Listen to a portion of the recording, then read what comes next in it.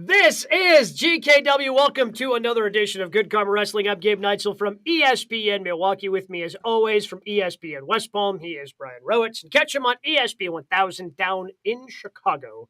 He is Jonathan Hood. Plenty of things to dive into. Had SummerSlam. A lot of other things as AEW continues to build toward the two pay-per-views they have. One at the end of the month and then the very next weekend at the beginning of the month. So a lot of things going on in the professional world of professional wrestling. So we dive in where we had two. Both these guys were able to successfully defend their championships on Sunday night. CM Punk, the real world's champion in AEW, defending against Ricky Starks on Collision. And Seth freaking Rollins able to retain the WWE World Heavyweight Championship against Finn Balor, despite a lot of shenanigans that happened at the end of that match at SummerSlam.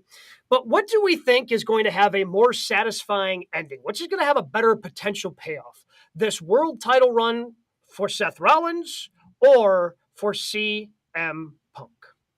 I think it's Seth Rollins, and here's why. I'm going to go with what Bro had said a week or two ago regarding CM Punk and whether or not he's wrestling too much.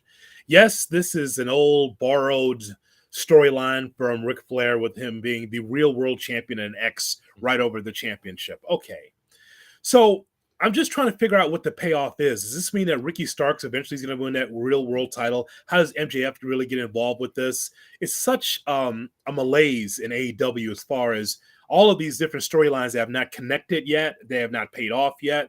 So I think at the end of the day, for me, bro, I think a better potential payoff might be Rollins. Now, who he loses it to, I don't know, but we just got a kind of inkling on Raw that Cody Rhodes and Seth Rollins might have something to say. Might have something to say. Maybe a match at some point.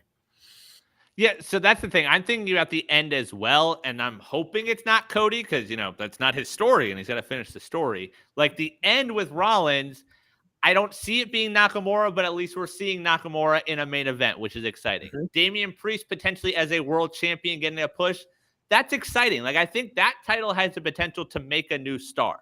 WWE doesn't do a very good job at making those, so this could be a chance. But Punk, what is the end result? Because it has to end with MJF. It has to be a title for title. In that situation, MJF has to go over, and MJF doesn't really need that. Like, he's so over right now by playing dodgeball at trampoline parks. Does he really need another win over CM Punk? Yeah, they're going to unify those titles, though, right? Like, you're right. That's how CM Punk's end is going to come, is some sort of title unification with whoever ends up winning the championship. And I'm not convinced that Adam Cole's walking. I think Adam Cole's got a chance of walking out of Wembley as the champion. If they're going to be pulling double duty, I just see the potential for that turn. Does Adam Cole? But does he drop it a week later? Cole? Yeah. No, I'm guessing. Like right back in Chicago, they do the rematch. MJF's the face this time, and they do it that way. So Punk gets his own title match in Chicago, and he's able to win in Chicago. I'm not sure. I'm not sure if AEW's put all the pieces together. I haven't put all the pieces together quite yet either. I see a lot of different routes they can go because, again, you've got two pay-per-views, back-to-back weekends that they've got to figure out and fill and somehow make both of them their own and unique. When it comes to Seth Rollins, I'm not going to lie, I really hope it's Shinsuke because I have been a big fan of Shinsuke. And his brief opportunity in the main event spotlight of WWE when he won the Royal Rumble and then had that shit match against AJ Styles at WrestleMania, like I've just been itching for Shinsuke to be able to have something that he can grab onto. And hopefully this is it. I doubt it. I see him as just being another stepping stone if they're pushing off Seth Rollins versus Cody Rhodes and they want that to happen at Royal Rumble, if they want to that to happen at Survivor Series. They're trying to more or less waste time so they can eventually set up those two for one of their pillar pay-per-views. But I'm rooting for Shinsuke just because I think he's deserved better than what he's gotten in his WWE run over the last 7-8 years at this point now. But my guess is, yes, Seth Rollins is going to have a more satisfying ending just because we know that Punk's is ending with a unification that he's not going to win, and they're going to unify that sooner rather than later. Yeah, from the CM Punk side, it's just too many things. Like, this storyline can't go on with CM Punk and Ricky Starks for the Real World Championship until MJF has something to say about it. So it hasn't even started for me yet. Like we're still in the starting blocks with this. MJF is a champion. He still has not addressed it. It's been a couple weeks now. So it's like, to me, it's a non-starter. Okay, he's a Real World Champion on Collision. Okay, so Right. so by the way, in a lot of ways, AEW kind of emblematic of what WWE does. You got two champions on two different shows, don't you? You got MJF kind of, which is fine. Yeah, I mean, there's really one champion in AEW. I mean, this whole thing where he pulls a championship out of his bag and put an X on it doesn't make him champion. But he does make a good point. It is a good story. But again, until MJF says something, it doesn't make any sense. With Nakamura, it's what Gabe said. It's a contenders match. It gives Rollins someone new to wrestle.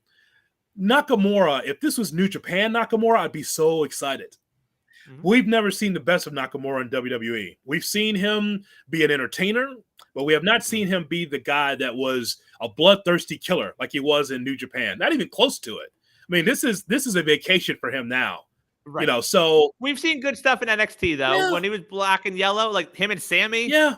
But this is Sammy, him and Rude, like that was great stuff in NXT. This is him at 1/3 speed though. Like I've seen a lot better from him. This is retirement Shinsuke. It is. I don't know. I mean, I guess he hasn't spent.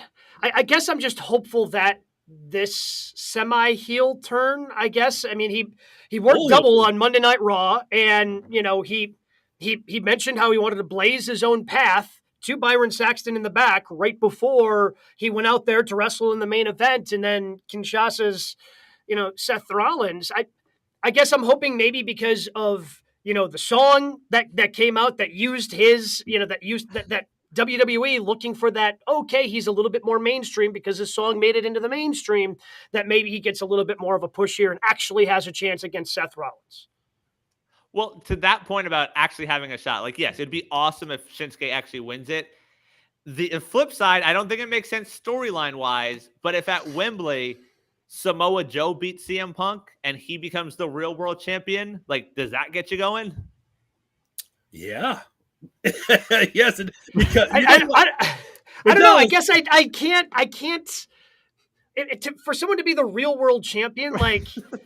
The only way this makes sense to me, the only way this entire thing makes sense to me with CM Punk is for CM Punk to have it unified with somebody else, with whoever it happens to be the actual world champion. Yes. Like him losing it to Starks, which I would think that their feud is over, but probably not since Starks attacked Steamboat after the match on Collision. So I'm guessing that's another way to extend the feud between Starks and Punk.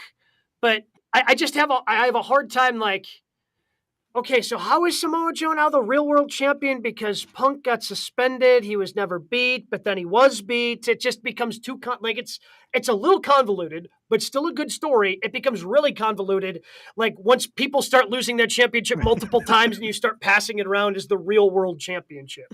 Well, aside from the real world championship, Joe and Punk is a longtime rivalry. Yes. And because in that Owen Hart tournament, so Samoa Joe was not satisfied with the roll-up loss that he had. Mm-hmm. So now he wants to get his comeuppance. And I think that match, God, I mean, 20 years ago, I paid for that in suburban Chicago. I saw that in ROH. It was amazing. I saw the match, and I think all three of us saw the match for the Owen Hart, and it was good. It wasn't solid. Great. It was good. Yeah. Is it noteworthy enough to put it high on that card at All In? Maybe. But here's the thing about Samoa Joe, which is interesting. So he's trying his best to be a heel, but he's so respected. He gets cheered everywhere. Everyone loves Joe. I mean, it's amazing, right? He's not going after us as fans, but he is a badass. And like, he's like, all right, I'm a heel, but you guys keep cheering me everywhere I go. I'm what does he say? I'm the champion of TV. What does he say? He's the one true king of television. It's just like the way he says television. Like, again, this is how much of a badass Samoa Joe is. Just the way he says television. Like, Joe's gonna kill you. Joe is gonna kill you. Joe is gonna kill. Yeah, everyone loves Samoa Joe. How about this, bro? How about this? That matchup takes place. The crowd will be 75% for Samoa Joe. Oh, 100%. And I think it's a middle of the card match. Like, you have to try and figure out where to put it, but like those two are going to deliver on that stage. Like, those guys have worked that match in front of 80 people. They're going to work it in front of 80,000, and they're going to show why they deserve it. But that could be a big moment for Joe. Like, Joe getting a win there, because he hasn't had that big moment yet in AEW. Yeah, I mean, he's had a couple. You know, he was TNT champion briefly. That's where the whole one true king of television gimmick came from, because he was the ROH TV champ and TNT champ simultaneously. But yeah, I mean, if he beat CM Punk at Wembley, that would be the biggest moment of his career. I guess I'm not sure if the real world's championship is actually going to be on the line. I guess we have to wait. And like to I see said, if it makes CM no Punk... sense storyline wise, Yeah. but it could be pretty cool. And who did Joe beat for that TNT championship? It was who? Wardlow, who is in a deep depression after losing it a couple times. Did you read this? No. Yeah. Read it. He said it. He's on a panel. It says that like being on TV is what feeds him. He's been in a deep depression since losing the championship, and that's a shoot. Yeah, and not being on TV. He mentioned that specifically also. All you gotta do is just tell the boss, "Can I get on ROH? Can we get some? Can I get some shots up?" I think that's pretty much what it is. Like, we got 7 hours of TV between AEW and ROH. We can't get Wardlow on TV anywhere. Well, what have we said as a show? If you're a big guy, you don't get a chance. Women and big guys, you don't get a chance in this company, right? How many times have we talked about this? Like, I mean, and somebody like in the chat will give us like an example, but I'm talking about, from Lance Archer to Powerhouse Hobbs. Is he on TV? Brian Cage, like pinfall after pinfall, just looking up at the lights. Him, like, okay, so he and Big Bill were in a really good match against FTR. All right, but still, they're losing. They're not over. Right. I don't think I've ever seen Big Bill win in AEW. If Big Bill's coming out as your tag team partner, bad things are going to happen to you. And the Battle Royal does not count, by the way. I know someone's going to say the Battle Royal does not count. It just, again, here's what happens, bro. It's you have your company and you're just buying wrestlers so they won't go to Vince in WWE. Okay, now you have all these wrestlers. What do you do with them with this big roster? Right. Guys are sitting at home for months not getting a chance to get on TV. Crazy. And the thing with Wardlow, he's the biggest example of like a missed opportunity. Like, he was so damn over. I think back to the pay-per-view in Orlando, like being there and hearing that reaction when he won the ring and he turned on MJF that night. That was the loudest pop of the night. And the MJF situation sort of cooled him down a little when you didn't know if they were going to have that match to open that pay-per-view. But total wasted opportunity with just like meaningless title runs. I don't get it. Yeah, in terms of the question, I think we're all on the same page. I think the Rollins one's going to be more satisfying just because right now I'm guessing Punk wins his match against Samoa Joe and we see maybe a unification, and that ends up being the plan at All Out in Chicago. But that all remains to that point, then that has to be Cole as the heel, because Punk will be a face in Chicago. Well, I mean, it's not going to be face Punk versus face MJF. Well, right? I mean, somebody's turning on somebody at All In. I feel very comfortable in the fact that Better Than You, Baby is going to be ending at the end of the month. It's just whoever turns on who, the heel is coming out on top, and they'll get CM Punk in Chicago. I just know one thing. I will cut off the TV if one of my favorite tag teams loses in the pre-show for All In. If my guys lose, I'm riding. They just won the championships, for God's sake. Yes. Come on now. Yeah, for a gimmick? They can't drop those titles. No, and I think it's going to be one of the most watched 0 hours ever. Yes. In AEW history, because you're putting those two on it, and one of them's turning on the other during the tag team match. And they're setting it up perfectly for it to be Cole because, again, he's told Roddy, hey, you got to trust me. You got to trust me. I know what I'm doing. Adam Cole tells MJF to start out there. MJF is crawling to the corner looking for that tag. And Adam Cole jumps down. Okay. And so the faction's already ready, right? It's Cole, it's Roddy, and the other two. It's the Kingdom. David and Bennett. The Kingdom. God, I can't stand them. It's like, I guess they'll be relevant. I just can't. I can't do it with them. So the Kingdom, Matt Taven, right? Matt Taven. Uh-huh. Former ROH World Champ. Never been a fan. Never got it. I'm just telling you, like it's one of those guys. You'll just watching me, like I just don't get it. He can work. He probably is a good worker. I think I've seen him plenty. I just don't get it. Maybe I'll get it now if they become a faction. We'll see. So many other things going on in the world of professional wrestling. We like to call it our 3 count, the other top 3 stories. Brian, what do we have at number 1 this week? Speaking of future stars, ESPN has released a list of their top 30 wrestlers under the age of 30. Who do you guys have as your top 3 under the age of 30? So just on the ESPN list, I'll read off the top 10 just so everybody kind of knows. So MJF is 1, Rhea Ripley 2, Austin Theory was 3, El Hijo del Vikingo was 4, Dirty Dom was number 5, Braun Breaker at 6, 7,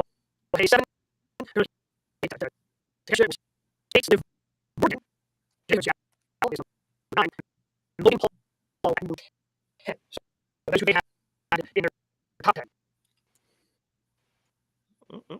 Losing Gabe there a little bit. I got to still finish the list. 7, Carmelo Hayes. Yes. 8, Takesha. 9, Liv Morgan. 10, Logan Paul. There's some on this list that I was surprised that were under 30. Were you? Yes. There's some guy. Leo Rush under the age of 30. That was surprising. He was towards the back end. He's been wrestling forever. He's under 30. Yes. He started when he was 11. We've talked about on the show. Butch under 30. He's lived a rough life, I guess. Does not look 30. No. Looks 40. Who are some of the? I guess those are the 2 that really stuck out as being surprisingly under 30. Okay, so on my short list, I mean, MJF they have as number 1. That is correct. I mean, AEW champion, yep. And he is wise beyond his years. I just think that he is the future of the business, being under 30 years of age.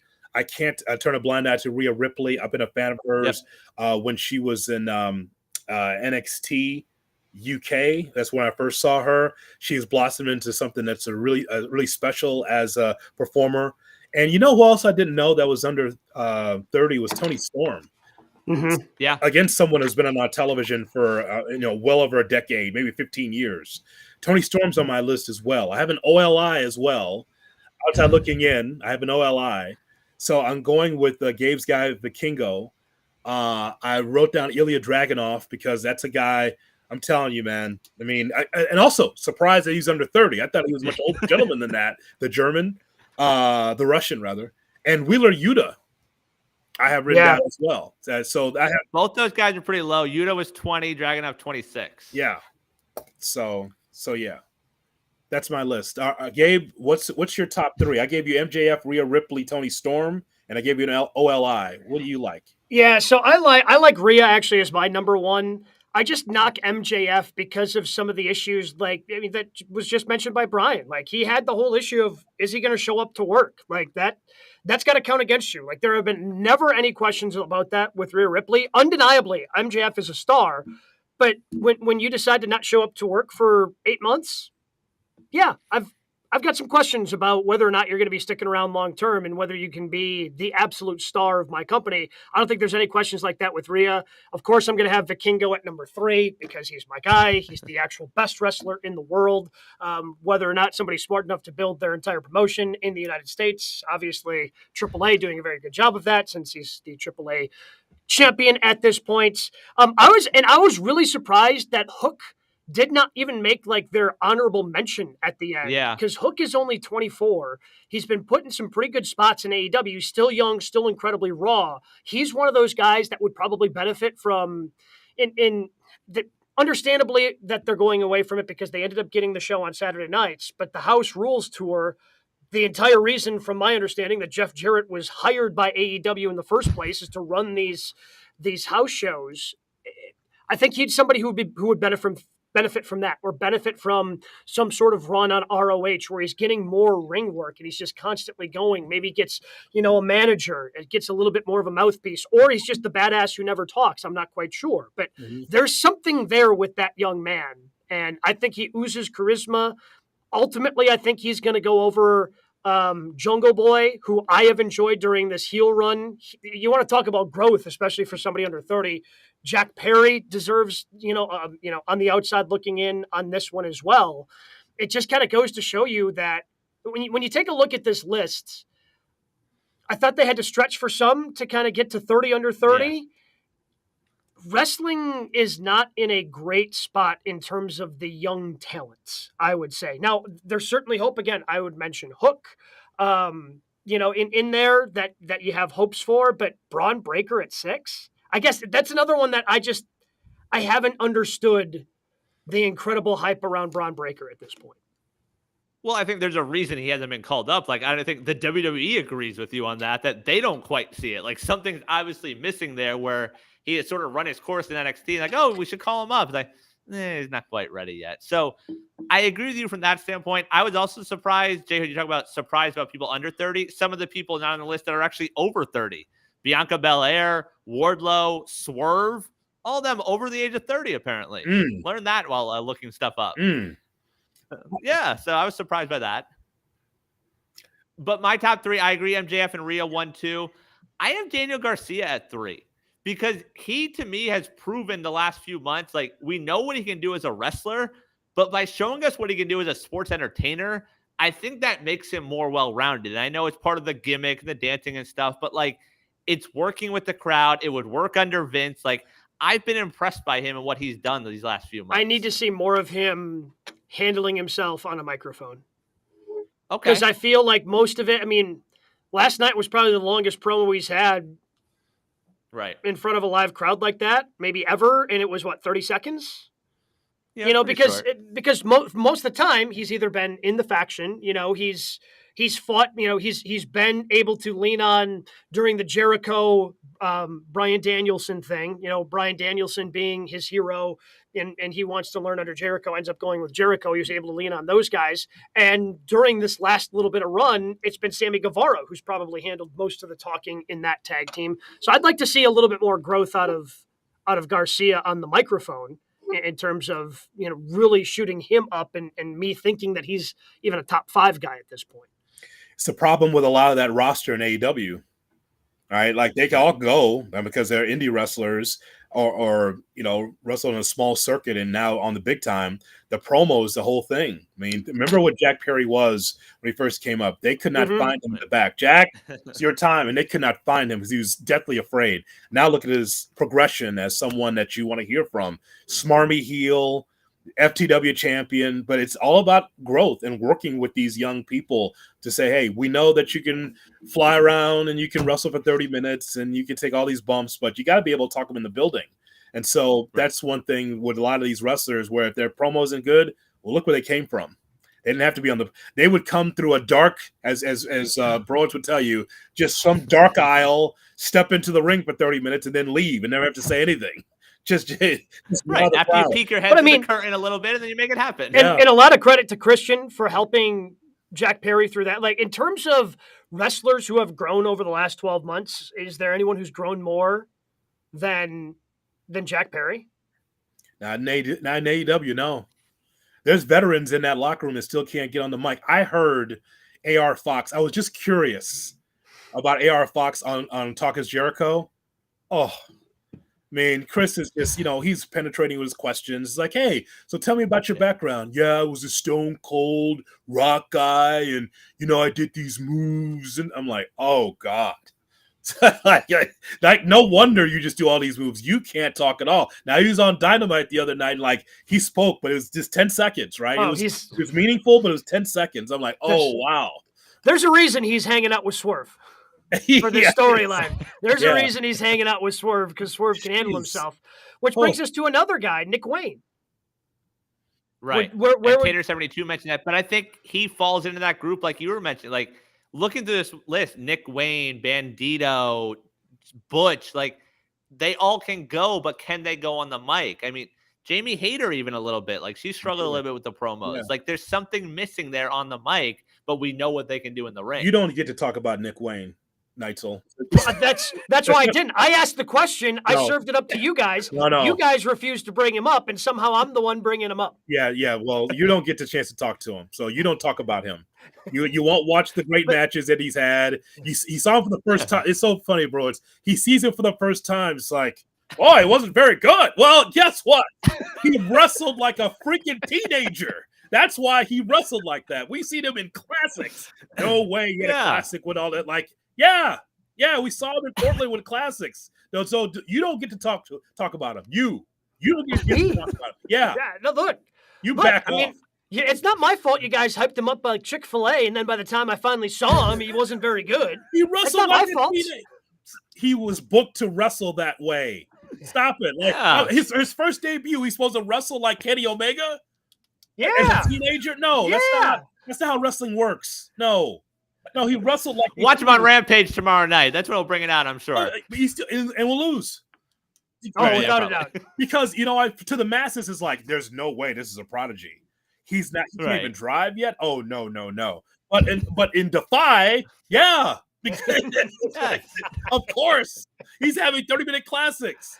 Like he's booked to wrestle like, I don't know, an 18-year-old. He's not supposed to get over at all. That's true. I mean, that's the thing, though. Like, you talk about the concern game, and, like, I agree. The one I will say, like, Carmelo Hayes, who came in at 7, the little I watch of NXT, I think he's one of those guys that has it. I don't know if he looks the way for Vince because, like, he's on the smaller side. But, like, I think there's something there that he can work with, and he can eventually be a star. I'll have to watch. I don't know. Yeah. I'll have to take, that's one I'm just going to have to take your word for it, I guess. I mean, yeah, it's when I look up and down that list, when you start, I mean, the fact that Austin Theory is 3 made me very sad. Yeah. Like it made him sad.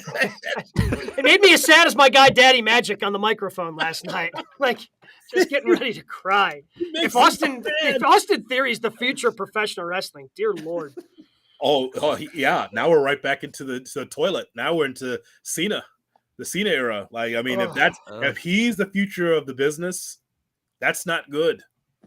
It's not. No. Like, I mean, he hasn't done anything. I mean, I thought he was supposed to have that match last week. Apparently now it's going to be this week for the U.S. title. We'll see if it continues to get pushed back. WWE's been very fluid with a lot of these plans, despite Triple H saying they didn't bump anything from the card, even though I'm pretty sure Becky Lynch and Trish said SummerSlam in some of their promos, but hey, who am I to, push back against Hunter? But Austin Theory at 3, like I see the potential there. It just hasn't. I mean, he's had a lot of opportunities to bring it out and make me care. And I have a hard time carrying like him at 3. There are so many, like, I know nothing about Carmelo Hayes. I would probably just put Carmelo Hayes above him right now because I've got a feeling that if I went over to NXT on Tuesday, I bet you Carmelo can make me care about him more than Austin Theory can make me care about him. Yeah. And I know that people will hear this wrong, especially in Stanford that's watching the show. So let me make sure it's clear. We're not against the young man. We're against his creative because the creative is nil. It's just him out there with sunglasses and wrestling the same. So it's like that's on creative to do something with Austin Theory than what we've been seeing over the last 2 or 3 years. That's all we're saying. Yeah. That's the 7th longest U.S. title reign ever. That man right there. You guys are knocking him. I saw that too. We're knocking him. You're not a part of that. You're pro Austin Theory. My bad. I didn't realize you were pro Austin Theory. The guy's number 3 on this list. He deserves some credit for that. It's amazing. He just passed the Ric Flair record. He got right out of the pot. Did not want to be part of it. It's unbelievable, this guy. It is unbelievable. He's with you, win or tie. He's Brian Rowitz. That's who he is, everybody. So you want to turn this into a sports conversation? Let's do that. Okay. All right. So we talk about young wrestlers under 30. And, of course, every summer, as we wait for the NFL season to start, we always look at quarterback tiers, right? It's the best. Mike Sando has the best quarterback tiers list. I mean, that's the quintessential column I look forward to every year, the quarterback list. Okay. So when we go through that list, and I don't have the official list, but off the top of my head, it's like, it starts with Patrick Mahomes. All right. And that's a guy that's under 30. So compare that to wrestling in this regard, right? So MJF or Rhea Ripley or Vikingo. I mean, who's the Patrick Mahomes of wrestling? Under 30. Is that MJF? See, I would make a case it could be both MJF and Rhea, which I think speaks well for men's and women's wrestling. They're both legit enough stars. I would say it's Rhea. But again, I think I put Rhea at number one. Like, I just think she's got it all. Like, she's running. I mean, how many? So he does things. Patrick Mahomes does things that we've never seen on a football field before, right? Like and Rhea is doing things that I don't think we've really ever seen before. We've seen female managers of like factions before, but Rhea is the undisputed leader of the second most popular faction in WWE. Like, she's the one trying to bring peace on Monday night between Finn Balor and Damian Priest. Like, she's the one she's the only one who gets cheered in that group. Like, everyone, like they were going through on the opening segment of Monday Night Raw. Of course, they boo Dirty Dom and, they boo Senior Money in the Bank. But then Rhea lifts her title. Everybody cheers for her. Like, even though she's a heel and everybody knows that, they still... Like, she's associated with Dom, who they boo out of the building every night, and yet she's the one who's super over. I think it's like MJF is spectacular, but Rhea's doing things that we haven't seen women do before in professional wrestling in terms of her character work, and obviously she has it in the ring. Like, to me, she's the complete package. Well, bro, it's when we talk about young wrestlers and we look at that list and say, hey, maybe it's just top heavy, but not a lot in the middle or the bottom. Just think about the quarterback list the same way, right? What we talk about first for brevity, it's Mahomes, it's Josh Allen, it's Joe Burrow, it's Justin Herbert, it's Lamar Jackson, Jalen Hurts, Trevor Lawrence, guys like that, right? Well, just same like the quarterback list, it's top heavy with young stars, and then it's that big middle, the Kirk Cousins of the world, and then there's that young bottom where it's like all these guys are proven and unproven in like tier 4. Does that make sense? But to that point, though, like a lot of those names, a lot of the names you mentioned at the top of the QB list, like they're young guys that we sort of see like, hey, this is the new face of the league, like the Josh Allens of the world. I think you can count Lamar still sort of there. But to Gabe's original point, like when you look at this, like how many of these guys and girls do you look at and say, okay, they're going to main event WrestleMania one day? MJF, Rhea, and then... Wow. Well, that stopped quickly. Right. Like, I think that's the biggest concern right now, if you're like a wrestling standpoint. Yeah, but at this, I guess when you think about it through the prism that J Hood just proposed, like there are new young quarterbacks coming into the league every year, that are going to be backfilling that list, especially when everybody wants to talk about in the NFL next year. Oh man, next year's draft class, those top 2 quarterbacks and Caleb Williams and Drake May, so like, and they're going to be young people coming into wrestling all the time. And on top of that, like Aaron Rodgers is about to turn 40. Aaron Rodgers is in the top tier, but he's going to be gone soon.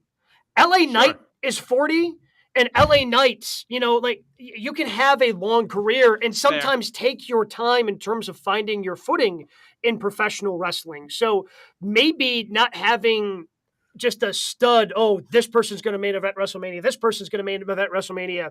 Maybe that's kind of always been true because of how long some of these careers can actually be. So Aaron Rodgers is AJ Styles. Yeah, probably. I mean, that's actually, I don't hate it. And I think that they're similar like thoughts also on some things. I think used to have similar hair. Yeah. Aaron Rodgers used to have that hair when he was, younger in Green Bay, but post 40 still can do it just like AJ Styles, just waiting for the opportunity. So kind of the same thing. So I just look at that list and say, okay, these women and men are under 30, but I think that Broad's pretty hits it right. It's like, who's going to main event WrestleMania besides the top 2? No. It ain't Vikingo, and it's not no. Willie either. No, I love Vikingo. He's never going to be in WWE. So, I mean, some of the Perry's too small for WWE. Like, I mean, Dom, I don't know about main eventing, but like, you can't ignore the reaction. Dom. Like, NXT ratings are going up with Dirty Dom on. Dom is going to main event WrestleMania. This show will end. We will shut the doors on this show. Him, and then very well could happen in 5 years. I was about to say Braun Breaker versus Dom main eventing WrestleMania. There you go. Like they could do a mixed tag match. Like if they find the right mixed tag group to because there's 2 nights of WrestleMania now. Like I could see him and Rhea, if they find the right mixed tag partners, they could get a story hot enough because of those two that they could main event night one. They're never going to, I mean, Dom's not going to close down Mania. Cody and Brandy. That's how Cody will get his Mania win in that match. We're already there. Already got it. No, well, Yeah. it turns out J Hood just quit the show. So we'll move on. What do we have at number 2 this week, Brian? All right. Someone not under the age of 30 actually debuted on Raw 24 years. It was the debut of Y2J on Raw 24 years ago yesterday. So, guys, who is the best Chris Jericho character? All right. So let's see if we can even. So you have Y2J. There's a lot. Yeah. Lionheart. So Lionheart before that, Y2J, list of Jericho, the Ocho, the Painmaker, the Scarf. What do you call that one? Like the Le Scarf Champion. one? Le Champion. That's the Scarf one. Is Le Champion.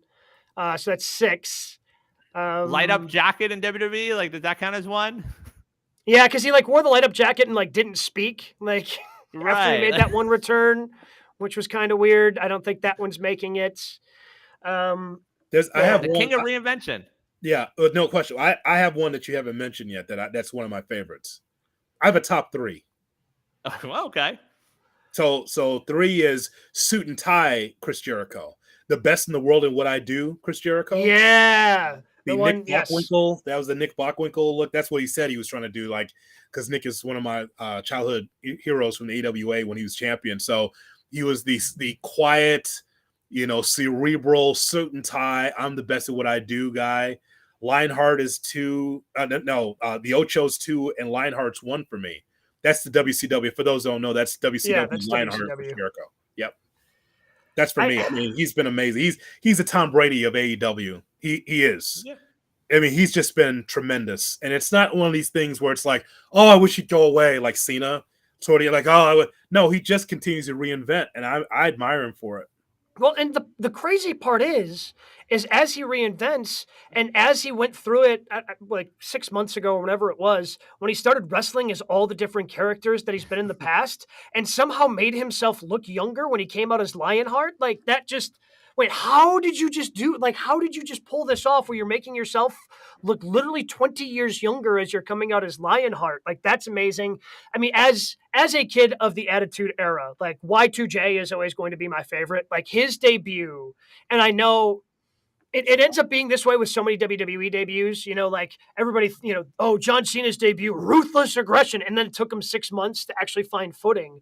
It was kind of the same thing with Jericho. He comes out, he goes toe to toe with The Rock, just great promo battle between the two of them. And then he kind of is middling for a while before he really starts taking off and then ends up beating The Rock and Stone Cold both in the same night. Y2J is always going to be my favorite version of Jericho. The first version of Jericho in AEW, I think Le Champion is the bubbly and everything that went with it. The way he was able to come in and be Chris Jericho that everybody recognized, but then evolve and push forward and bring so many AEW people in and really help that thing launch from, not necessarily a mainstream, perspective, but maybe the casual wrestling fan perspective that recognizes the name, but he's changed a little bit. I would say those are probably my top 2, with the list of Jericho, which would be his run with Kevin Owens, probably being my 3rd, because those 2 together were spectacular. And Owens hated it, by the way. You see this interview? Did not like it. He thought he was like, in an interview just recently, he said he thought the other shoe would drop. He never really enjoyed doing that listing, which was hilarious to me. Yeah. And that's the thing. There's just so many options. It looks like he's going down another path right now, with the Don Callis stuff, where there's going to be another version of Jericho we see over the next few months. But just so many memorable moments. I purchased a bottle of the bubbly. I have a bottle at home. I don't know what I'm ever going to open or what I'm going to use it for, but I have a bottle of the bubbly. My wife wasn't happy about that, but I have it. So there's that. I didn't know think about the Y2J stuff, which is my favorite. Also, just some of the stuff he lists, the WCW stuff, the Dean Malenko thing, the man of 1,001 holds. There's so many things. I agree. Arm the bar. List, though, right? The list was so damn good. Every time he clicked that pen, it meant so much. That to me is just so memorable. And it's crazy what one man's been able to do in an entire wrestling career. Yeah. Think about that. This guy is so good at professional wrestling. He got clicking a pen open. Like, he would hold it up there in anticipation, and you could hear the crowd building. You just made the list. That's how good this man is at professional wrestling. He got clicking a pen over. And that's why, like, the buildup to ultimately him being on KO's list, like, it was heartbreaking when, like, he's like, oh, I'm on this list. And, like, the end of that friendship, like, it was just perfect storytelling. Yeah, and he puts it up, the list of KO. It was so good. So good, which probably makes last night a little bit more disappointing now that we think about it. Like, the end of the Jericho Appreciation Society. I mean, I'm wearing the T-shirt because, when Daddy Magic hurts, we all hurt. But it was, as a segment, especially to open up that show, it was a little underwhelming, was it not?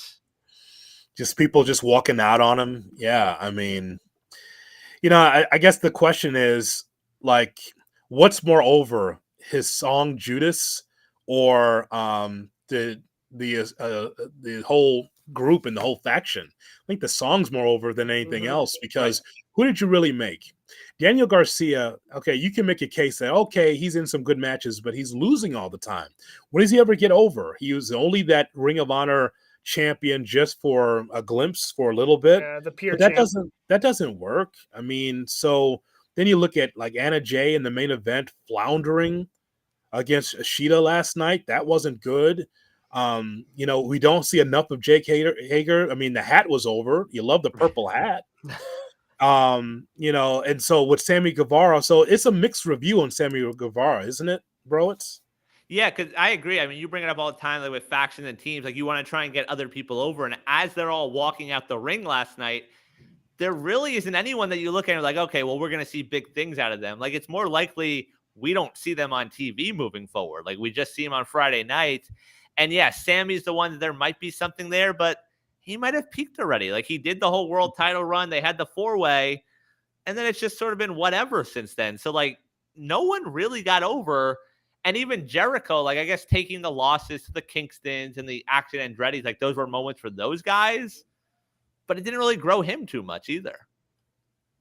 I mean, the entire point, of the Jericho Appreciation Society was, you didn't get 2.0 over. Right. They haven't been in anything. I mean, they haven't done anything meaningful in months, like barely even seeing them as part of the JAS until the last couple of weeks. Yeah. Anna Jay, like, she joined both the women, like, in I understand Ty got pregnant. So, she's been seen on television, but it's not like she can wrestle. But so Anna Jay wrestled on Rampage last week and then wrestled in the main event last night. I'm not even sure the last time I saw her on TV before that. Right. Probably on some random Rampage, right? Like, correct. I haven't seen 2.0 wrestle in forever. Jake Hager's just kind of around with the hat. Like, the only two that had any potential to get over in this group other than Jericho were Sammy and Daniel Garcia. And you decided to have Don Callis hit Danny Garcia in the head with a bat last week. So I would say that the JAS has probably been the most disappointing part of his AEW career, and I don't know if it's particularly close. And I think also when you put it side by side with the Inner Circle, because the Inner Circle, like, got Sammy to a next level, whereas this, he was sort of plateaued. And it also got Santana and Ortiz. Like, they were a dud when they first debuted. They were one of those, like, oh, look who it is. And I was like, who is that? Like, what's going on here? Those two were very over. Like, they should have probably had a tag title run, and then ultimately injuries cost them. But it got those two over, which didn't really happen in the JAS. Yeah, so the song's more over. Oh, 100%. Like, it shouldn't have been a part of that group. Once he turned heel, that should not have been the entrance anymore. Yeah, I would agree. So it's just a lot of young talent. I'm not saying the young talent's wasted. I like to know what they're going to do with them. Like, Daddy Magic is a gimmick, man. I mean, there's a guy there. He actually is a character babyface when you think about it. I mean, people know how crazy he is. That's kind of like who he is. I just, there's a lot of young talent, and you just can't get everybody over. I understand that. I'm not a child. I understand, like, all my favorites can't get over. But the point is, though, it's like, it's just a lot of young talent that's just waiting to get on TV and waiting to grow. And it's one of these things, once again, guys, where you have a number of veterans that are on top of the card, the Young Bucks and the Hardys, and CM Punk and Samoa Joe. It's like, what about these other 50 talent that's 35 and younger, just trying to get over? What about them? Yeah, I mean, I'll throw it out there. I know the crowd might disagree. Like, I'd rather see 2.0 in tag matches with the Bucks than the Hardys anymore. Boy, that was tough.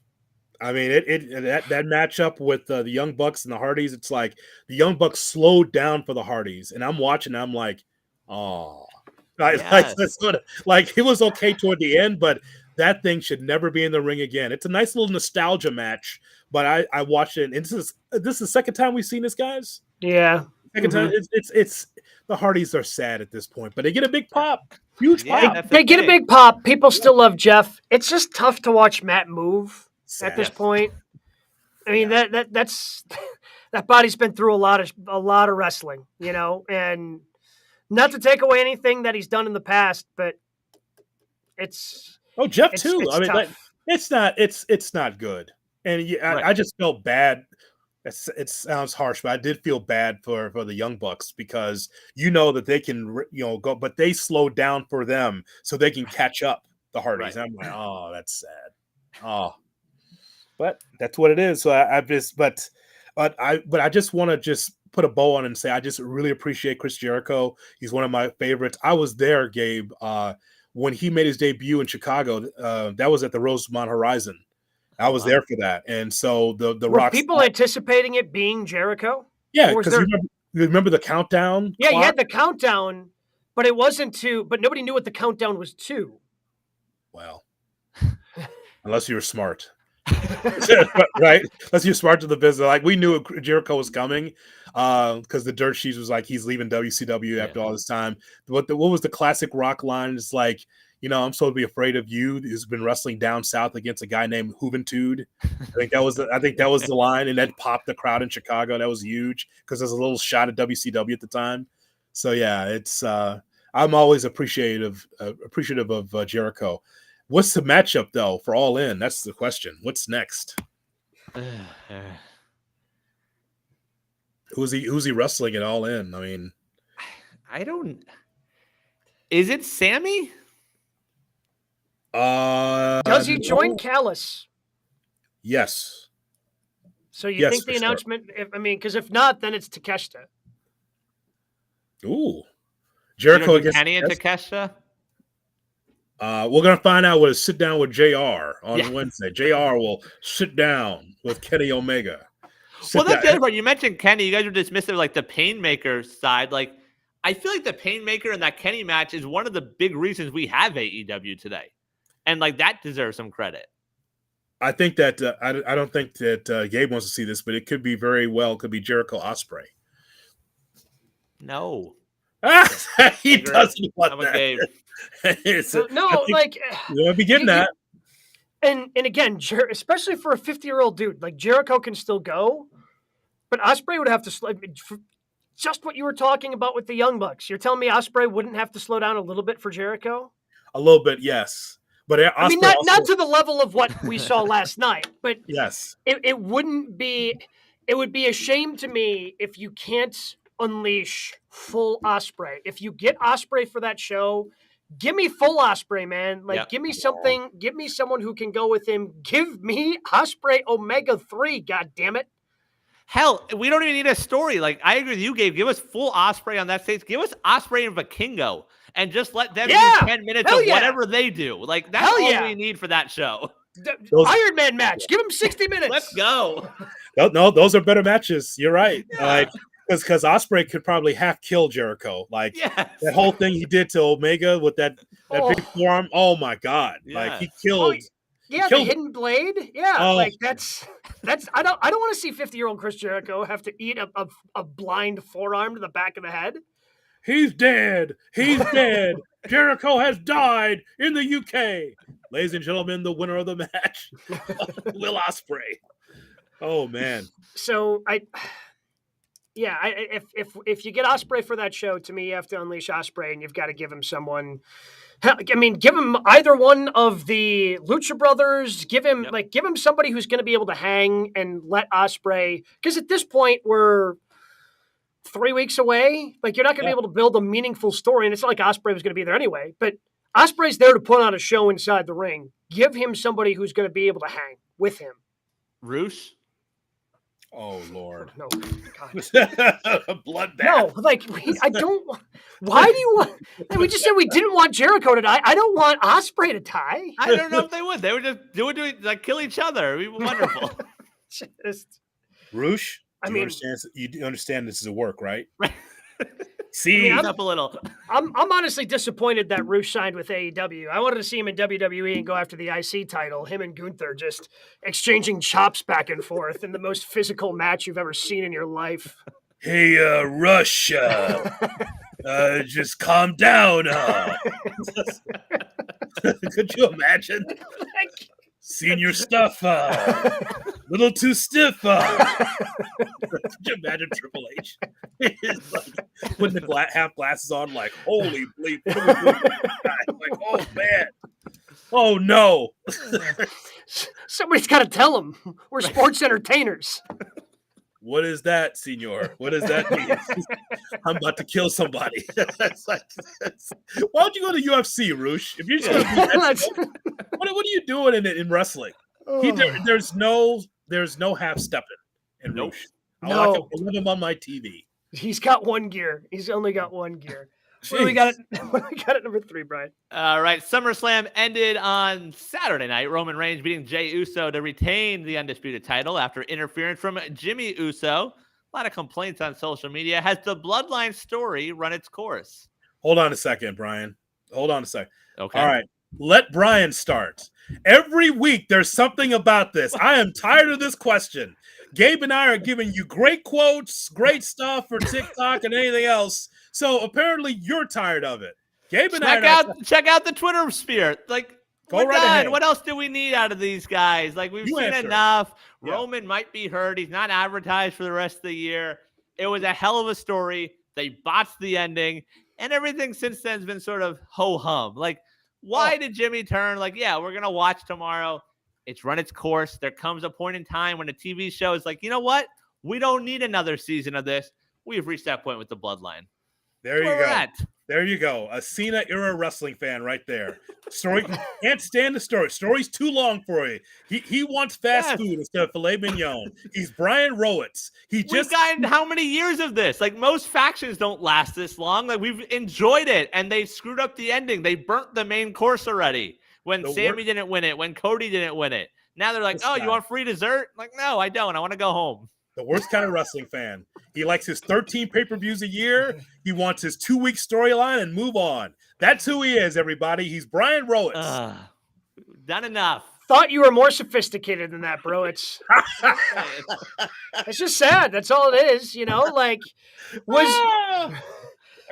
I'll give you this. Saturday night was an overbooked mess. Like, I didn't really enjoy. I didn't mind the Jimmy part, but you didn't need everything before it. Like, okay, like if Jimmy just comes out and that's the thing, but it just seemed very convoluted at the end. And most of these things for the Bloodline end up being convoluted and schmazzy finishes. But the solo and then, like, clearly Roman didn't spear you on purpose, Solo, and that whole thing, I didn't need it. But yes, Jimmy turning on Jey, I'd love to hear it. I'd love to hear why. My guess is they revisit Jimmy being always doubtful of Jey being the tribal chief, being the right-hand man, being the next one in line. My guess is that's what they revisit. And I think you build to an Uso versus Uso. And, maybe that's your new spinoff. This is the Better Call Saul of the Breaking Bad universe. But Roman's still the champ in that situation. Like, Breaking Bad's still on as you have your spinoff in that situation. Like, that's the issue. I'm pretty sure Grateful Dead did, or Grateful Dead. I'm pretty sure The Walking Dead did that. Did they not? Oh, yes. Well, also in WWE logic, there was supposed to be no outside interference in that match. That was part of tribal combat. Which is, okay, so for me, the tribal warfare match, which is no disqualification, is exactly what we knew it was going to be. It was no disqualification. That's what it was. All weapons, count, all that. It wasn't even top 3 for me at SummerSlam. No. It wasn't even top 3. And the reason why is because it's what we talked about in the preview show. Nobody in Detroit, nobody watching at home thought that Jey Uso could beat Roman Reigns. You know why? Because how you do it normally is you give Uso the opportunity to take on singles stars. He wins these singles matches, 4 or 5 week build into it. It's like, boy, he beat so-and-so and he beat so-and-so and it beat so-and-so clean. Maybe he has a chance against Roman. But if you haven't had any singles matches, how can I believe in you? You only based it on in a tag team match, you pin Roman. Okay, then what? Even the crowd wasn't sure. And if you watch the ebb and flow of the match, Roman cut Jay off so often that he only had momentum toward the end of the match. Right. So, but nobody believed that Jey Uso would ever be the tribal chief after that. So, No. And then it's the slow plotting Roman right now. Here's where Browitz is right. Every match is the same with Roman, right? Slow, plotting, methodical. Hey, man, carve out 45 minutes, especially with entrances, because here comes Roman. He's slower than The Undertaker coming down the ring, right? And then, of course, he's got to talk, even though there's no crowd mic for him to talk. It's not the pandemic. No one can hear you in the crowd. And he's still talking to his opponent. Like, so for me, Gabe, it's like it was not believable that Jake can even come close to this. I mean, you can say it. Like, that match sucked. Like, maybe the Roman injury might have excused it, but, like, that match sucked on Saturday. Wow. What else are you getting out of this? Like, but I guess, like, the whole storyline as a whole has been so good. I'm not going to get caught up in the moment of, okay, yes, Saturday sucked, but I still have faith in the storyline that it's going to be good going forward. Like, they've been so good in the past, they're allowed to have a misstep. You know, to bring it back to the sports conversation, like, Patrick Mahomes is so good, he loses one regular season game, you ain't doubting him the next week, right? Like, this storyline's been so damn good. One misstep isn't going to, and to your point, Jay Hood, like, I don't know if they just kind of thought that they'd be able to get away with what they did with Sammy, because Sammy didn't have any of those matches in the run-up either, right? Like, he turns on Roman, the next pay-per-view, it's his, like, first singles match in God knows how long, especially on a pay-per-view for Sammy. But because you were in Montreal, because of the way that you told the story, there were moments where you went, I mean, it's not happening, but, you know, there are a couple of moments within the match where the Montreal crowd and you sitting on your couch at home believe that, oh, crap, maybe Sammy might actually do this. And the same thing, I mean, they did it more traditionally with Cody, winning the Rumble, building him up to get to Mania where you actually thought he would win. Yeah, they skipped a lot of steps there with Jay, and it ended up not working in the end. But in terms of, like, what's next, like, the rumors are in 3 months at Survivor Series, it's a fatal 4-way. Does that excite you? Because Roman's not losing that match. Who's in the 4-way? The 4 of them. So Jay, Jimmy, Solo, and Roman. No, like, so that's the thing.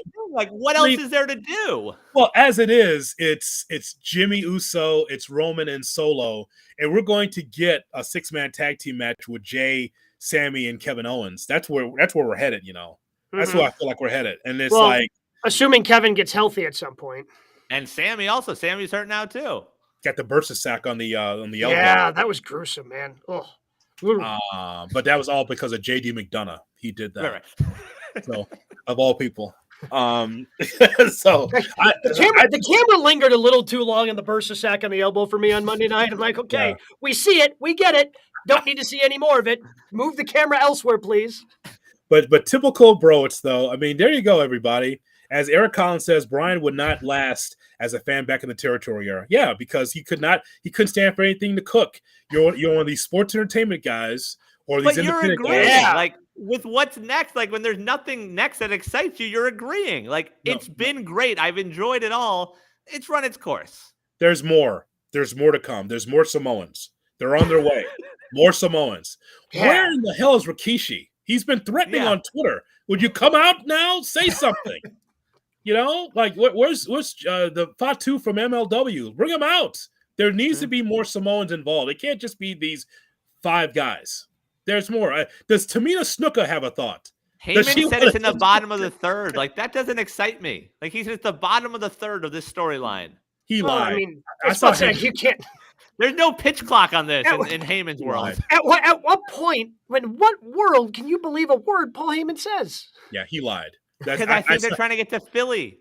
Like, I think they're like, well, this is the end. Cody will win next year. Or they're still holding out hope that Dwayne's there. Like, that's a lot of time until we're in Philadelphia for WrestleMania 40. No, I'm not convinced that Cody's the one. I'm convinced actually that Cody's not the one. Cody ain't ending it. I still don't think believe they that. want Dwayne to be the guy. Even if it's the champion for a week, it's Dwayne that does it. Well, if Dwayne was going to do it, it would have been this. It should have been this year during the SAG after strike. Yeah, like, he has time now. Go do it. But he's not coming with Survivor Series or whatever. I don't even know the name of the shows in between then and now. Payback. There you go. Payback. That's when The Rock returns. In Pittsburgh.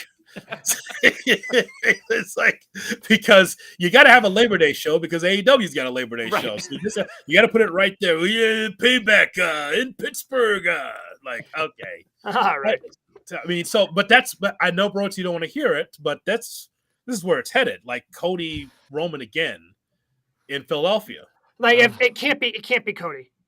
If it ends up being Cody, then they should have ended it at this last Mania. Well, I think you got to move on. I think you got to move on off of Cody. If it ain't Rock and it ain't Cody, who's getting hot between now and WrestleMania? I think it's Rock. And then what does he do with the title? Retire. He hands it over peacefully to Gunther. He's like, "Sir, I'm good. Here you go." I don't want any of your chops. Here you are, sir. This belongs to you. You know what? Make sure you clip that, Brian, because Gabe might be onto something. If Rock wins, it's like, I can't defend this thing, so I'm going to take this home and retire it. That's a great way to end it. You want to end it? Yeah. Actually, that's pretty smart. Like, that way, you don't have to worry about this anymore, right? Like, you retire the championship, it just goes away off of TV, and then whoever has Seth's belt is the heavyweight champion. Yep. You can do it that way. Sure. I think that's pretty smart, actually. That's one way to get rid of this nonsense. It's a great way to end it, too. I agree with that. That's good. What do we got at news and notes this week, Brian? All right. Fightful Select reporting Bray Wyatt is getting closer to being cleared. Tentative plans are in place. They also add that the illness he's recovering from was both career and life-threatening. I can't get any word on this. This has been airtight. Yeah. I've texted people and I don't know the severity of the sickness for Bray Wyatt. All I know is we go back to last WrestleMania, he was there but did not perform. So I don't know how serious it is, but I'm glad he's going to be cleared soon. Yeah. At this point, all you care about is the health of the person. It seems like he's healthy enough and working his way back. So that's especially if it was life-threatening. Yikes.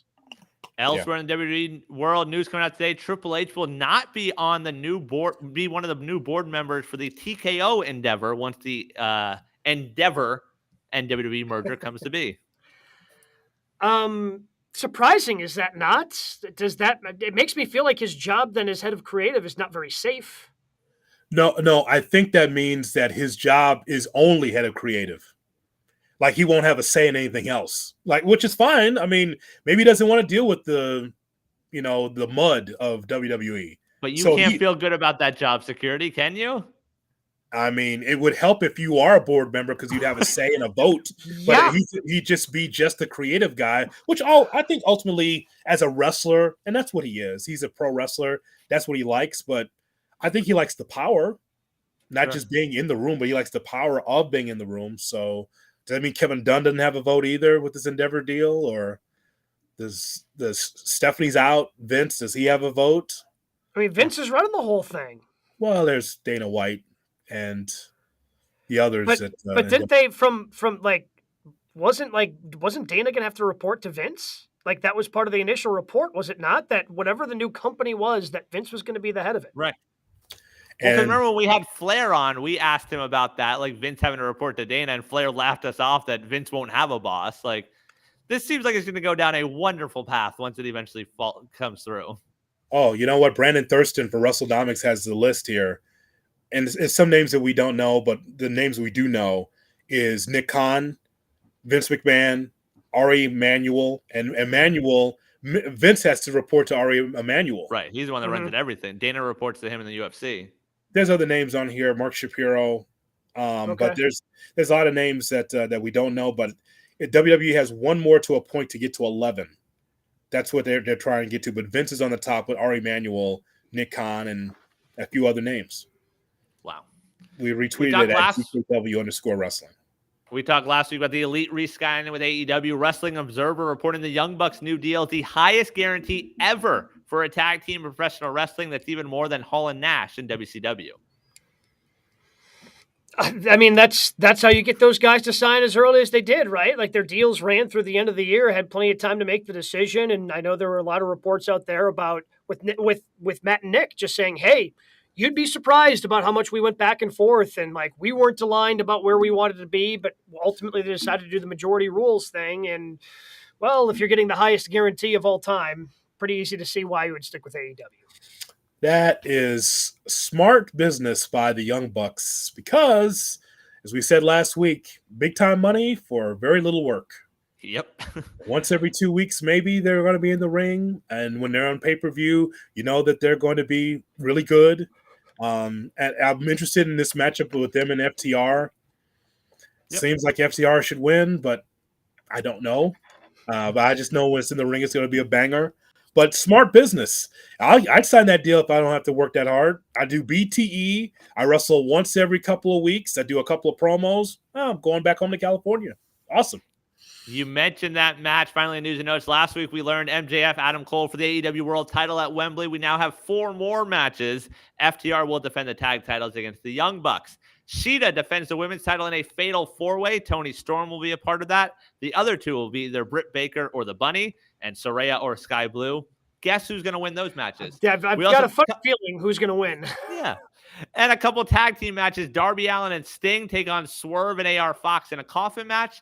And on the pre-show, the ROH tag titles will be on the line. Aussie Open defends against Better Than You, baby. I mean, I guess the other one that's not official that we talked about earlier as well, but I can't imagine CM Punk says no to Samoa Joe.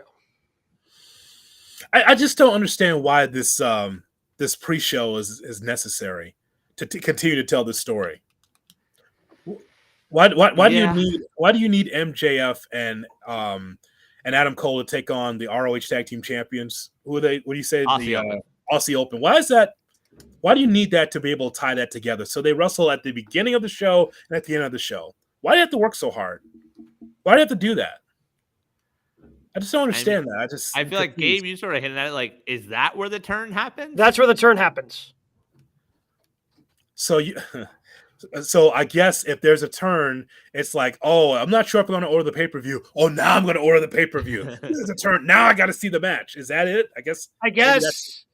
Because again, with those 2 being involved, it's usually when I order the pay-per-view, I don't watch 0 Hour. Don't pay attention to it much because you don't need to. Right. I'm going to have to this time because that's going to have a big implication of what's going to happen later in the night. But, like, are you going to waste that turn on half a crowd? Because there ain't going to be 80,000 there an hour before the show. They're still going to be. I don't know, man. It's the UK. It's the UK. They might be. I don't know, man. They're crazy over there. There's bro. It's underestimating AEW. There's a WWE guy right there. Yeah. Who shows up that early? Boy, are you sure you don't want my Daddy Magic shirt? Because you are the epitome of sports entertainers.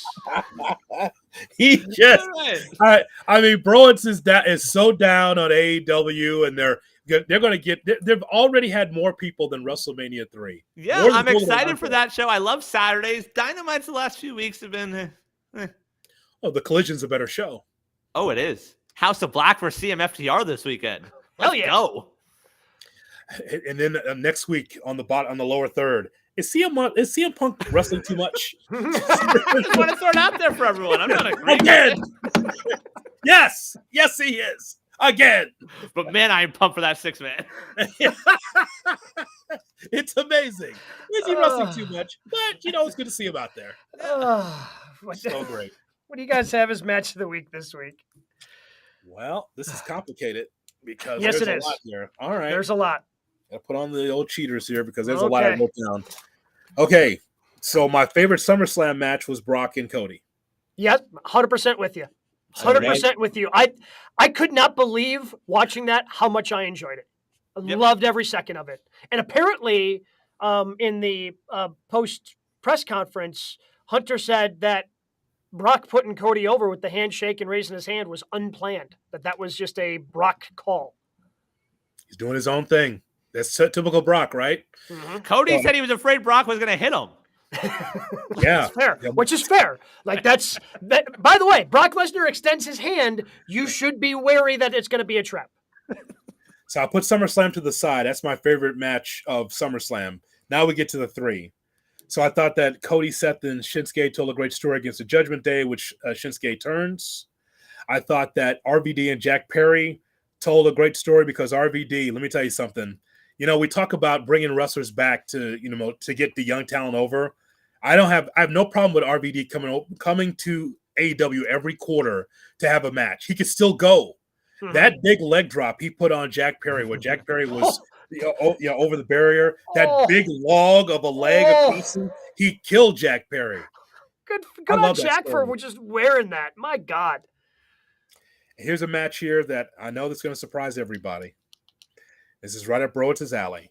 But the match of the week is Best Friends against Blackpool Combat Club. Yes, parking lot brawl. Let's go, Jay Hood. Best Friends in it. You have been very down on those two. It was the match of the week. And You've got to give the people what they want. It was so special in so many ways. First of all, Shivani comes back to play-by-play. And he's doing it with Paul White. And I'm like, what's going on here? He's calling it, right? They destroyed Sue's van. Okay, that was crazy. The Death Rider through the windshield by John Moxley. Like, what is going on here? Like, I just thought that was just amazing. That you're starting a fire. First of all, Chuck Taylor, he's over with me now because he's siping gas, sucking gas, getting a hose, sucking the gas out so he can put gas on a barbed wire 2x4 and setting it on fire. Yeah. How nuts is that? Pretty good. Match of the week. From Rampage. The match of the week is from Rampage. I shockingly didn't have that one. Like, it was good, but Cody and Brock, I had RVD versus Jungle Boy. The other one I put the Fatal 4-Way from Monday. Mm-hmm. The number one contender for the IC title, Chad Gable, Ciampa, Ricochet, Riddle.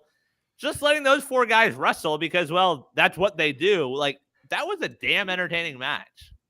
Yeah, I mean, they had so many great combinations of one move, then another wrestler came in to do a different move. Like just the way they constantly kept the action going into the Fatal 4-Way.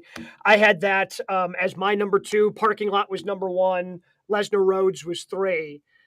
In honorable mention, I put RVD just because there were a couple of times when RVD.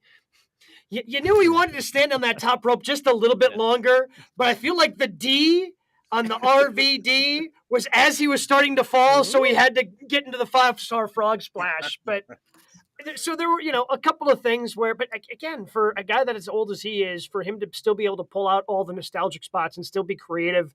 I mean, one of the most creative offensive wrestling minds we think we've ever seen. And he was able to continue with some of that freedom in AEW. And also I enjoyed Drew and Gunther at SummerSlam. Just to quote Big E, it's just big meaty men slapping me. Like you get Gunther and just allow him to be physical with someone. Like I'm entertained by it. So I decided to throw that in the honorable mention of one of the ones at SummerSlam I enjoyed. It's too bad that Drew McIntyre is Dolph Ziggler. Yeah, I don't see what the end game is there. Holy cow! I mean, so he's never going to get over. He's never going to win a big match again. Like this is it. This is who he is. He's Dolph. Yeah. Come on. Which now. Is again, it's a shame. It's AEW was able to, part of it because of injuries with kind of giving Moxley that second, third, whatever opportunities with the AEW World Championship. But he was the world champion mostly during their pandemic era, and their women's champion. They're now giving her a second chance with fans in the stands. It's a shame they can't find a way to get Drew McIntyre that second opportunity since he did such a great job carrying them through a lot of the pandemic stuff, especially because Roman was gone for such a large chunk of it in the Thunderdome era. It's a shame they haven't been able to allow that to pay off. It's a bummer. This has been fun. So much wrestling. So much wrestling. We got nostalgia acts like the Hardys and RVD. We got Browitz is showing his true Cena sports entertainment colors because he just can't stand long time storytelling. Can't wait till he shows up with the hat and he's going to have the armbands. It's unbelievable. Fruity Pebbles t-shirt. What a show we've had. It's certainly been that. But we're continuing to build so many other things to continue to keep an eye on. SmackDown tomorrow night, the build for All In and All Out in AEW. The place to talk about it is right here next week.